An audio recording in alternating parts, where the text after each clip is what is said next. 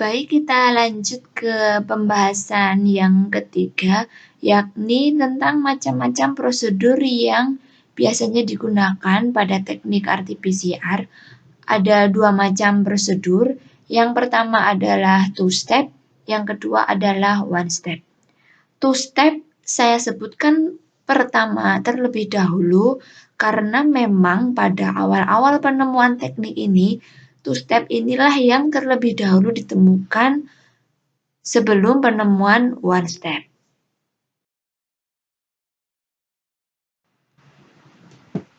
Perbedaan teknik antara two-step dan one-step RT-PCR bisa dilihat pada gambar ini, di mana jika pada two-step RT-PCR menggunakan dua tabung yang berbeda yang merupakan tahapan yang berurutan.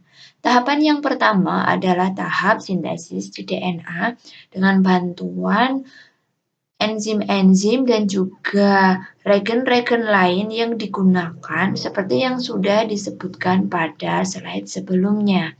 Kemudian setelah cDNA terbentuk, amplifikasi fragmen spesifik dilakukan pada tabung yang kedua di tahap selanjutnya. Pada tahapan ini juga dibutuhkan berbagai macam regen yang digunakan untuk amplifikasi fragmen yang spesifik, yakni ada DNA polimerase, template cDNA, primer spesifik untuk reaksi PCR, substrat DNTP, dan juga buffer serta air.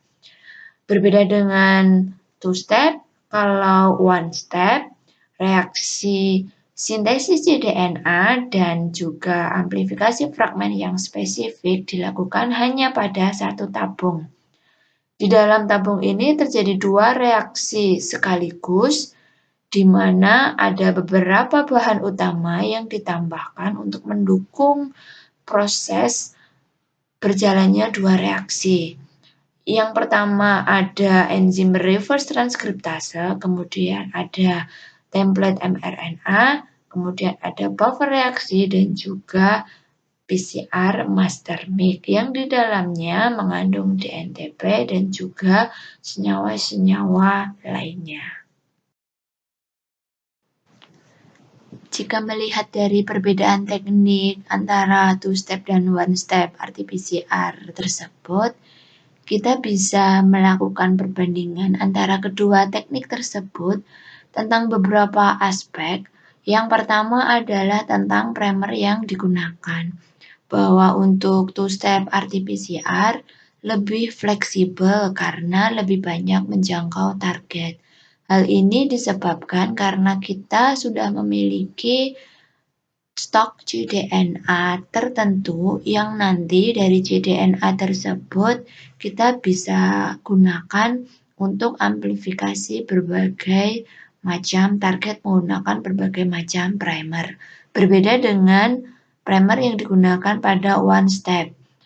Biasanya pada one step RT-PCR hanya menggunakan primer yang spesifik untuk amplifikasi fragmen tertentu, karena pada one step ini kita tidak memiliki stok cDNA.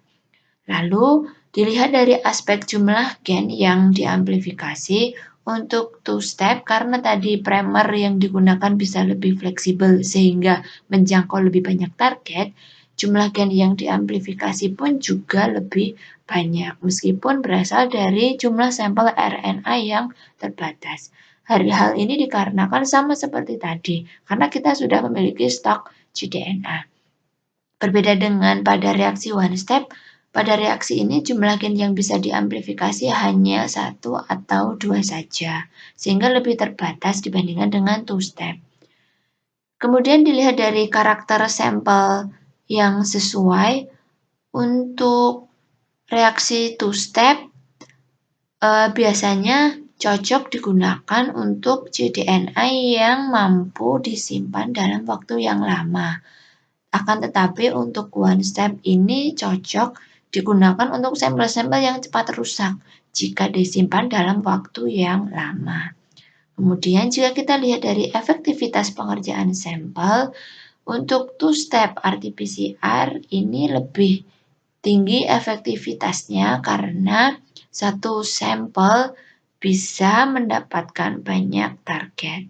Akan tetapi pada one step bisa dikatakan kurang efektif karena hanya mampu mengamplifikasi satu atau dua fragmen saja. Lalu, untuk potensi kontaminasi dari two-step lebih tinggi dikarenakan ada dua tabung yang berperan melalui dua reaksi yang berurutan, sehingga ketika kita memasukkan regen satu demi satu, kemudian ketika kita mengambil tabung satu demi satu, itu juga menjadi sumber kontaminasi. Akan tetapi jika dibandingkan dengan one step RT-PCR, potensi kontaminasi lebih rendah karena kita hanya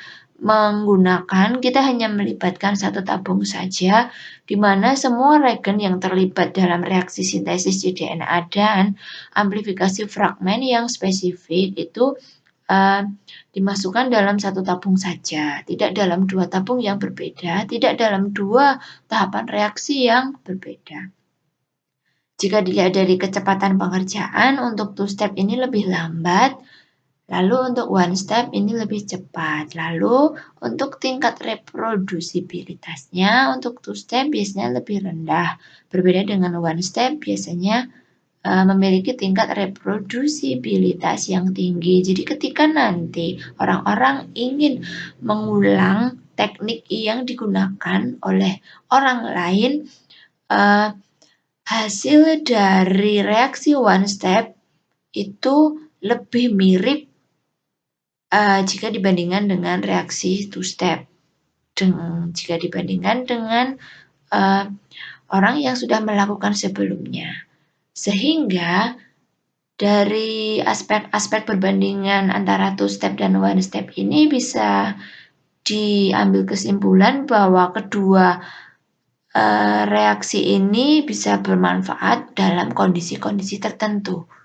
Jadi untuk two-step RT-PCR, dia akan terbaik jika digunakan untuk amplifikasi target yang banyak dari satu sumber RNA yang tunggal. Juga terbaik digunakan ketika kita berencana menggunakan cDNA kembali untuk amplifikasi target yang lain.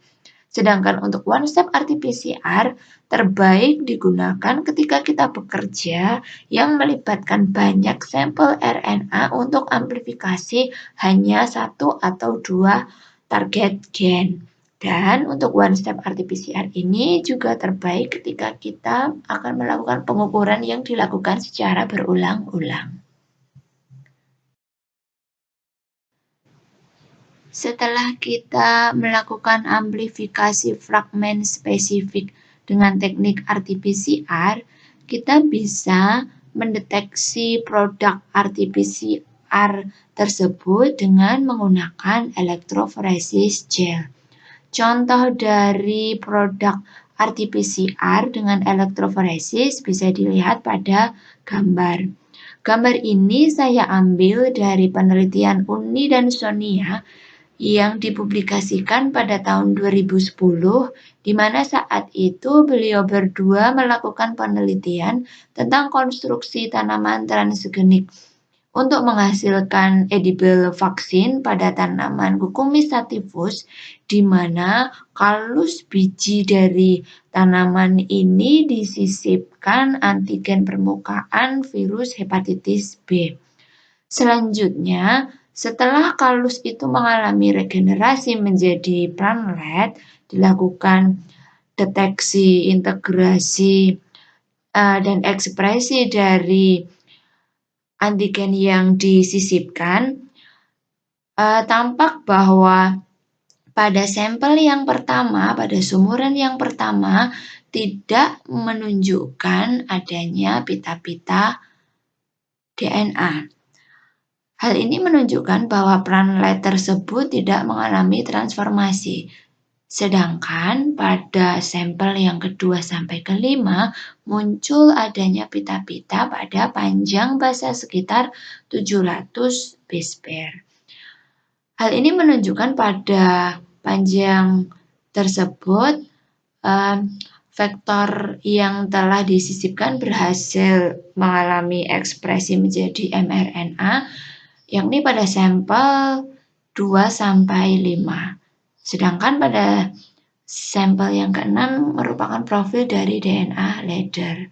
Akan tetapi, seiring dengan berjalannya waktu dan perkembangan ilmu pengetahuan, teknik deteksi dengan elektroforesis ini ditemukan adanya beberapa kelemahan.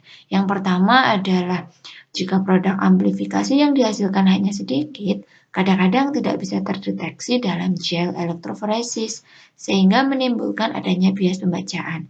Jadi, padahal sebenarnya dalam reaksi PCR itu dihasilkan produk meskipun hanya sedikit, namun tidak tampak pada elektroforesis karena sedikitnya produk tersebut. Sehingga kadang-kadang peneliti menginterpretasikan sebagai tidak ada produk. Padahal sebenarnya hanya produknya tidak muncul dalam visualisasi elektroforesis. Kemudian kelemahan yang kedua adalah kita tidak bisa mengetahui jumlah fragmen gen yang teramplifikasi atau fragmen yang teramplifikasi, juga tingkat ekspresi relatifnya yang telah terjadi dalam mesin thermocycler.